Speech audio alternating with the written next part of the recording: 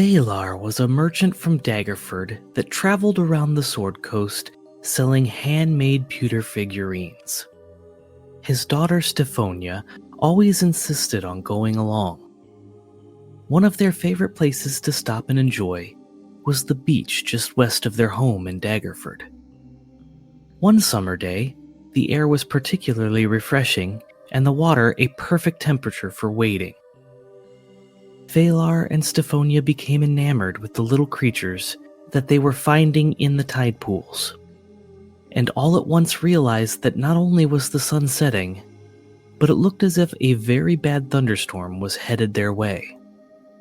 They quickly packed up their cart and mounted the horses to head home.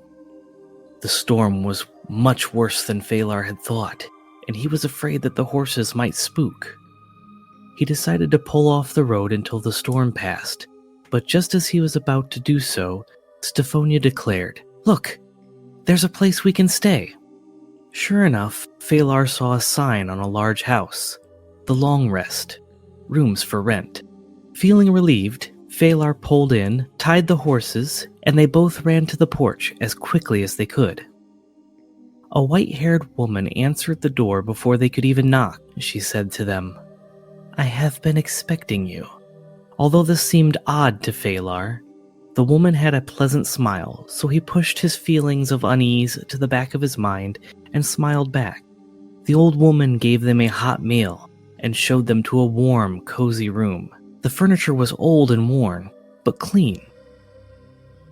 When they awoke in the morning, they were eager to head home.